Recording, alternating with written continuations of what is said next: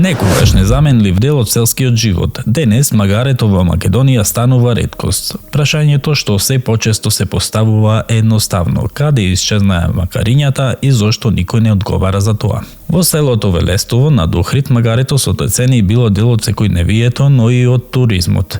Според локални сведоштва и медиумски извештаи, холандски туристи посебно ја барале турата со магариња како автентично искуство. Од Охрид до Велестово со магариња низ природа. Пред 8 години беше финансиран проект од европските фондови со цел да воспостави организирана туристичка, едукативна и терапевтска програма со тренирани магариња. Проектот беше промовиран како пример за одржлив рурален туризам и зачувување на автохтоните животни. Но наместо поддршка, проектот наиде на административни блокади и институционален молк. Се шпекулира дека се злоупотребувале пари од проектот.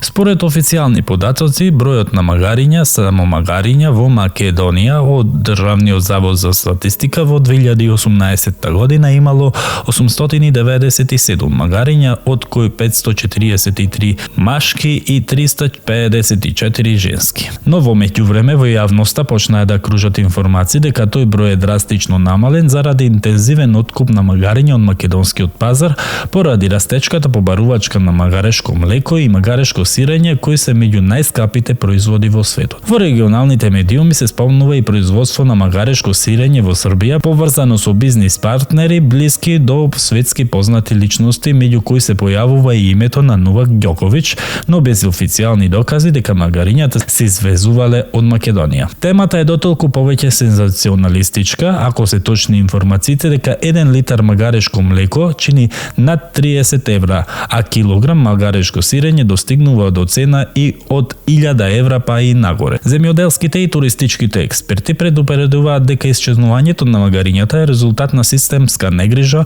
отсуство на државна стратегија и непостоење заштита за вакви иницијативи. Додека други земји го претвораат магарето во туристички бренд, Македонија дозволи ова животно тивко да исчезне, заедно со една економска и културна можност. Иронично, додека вистинските магариња исчезнуваат од македонските села, граѓаните се почесто коментираат дека магариња се уште има, но на две нозе. Дали исчезнувањето на магарињата е уште еден показател за системска негрижа, корупција и промашени приоритети, или пак Македонија се откажува од уште еден можен важен извор на приходи, додека другите профитираат.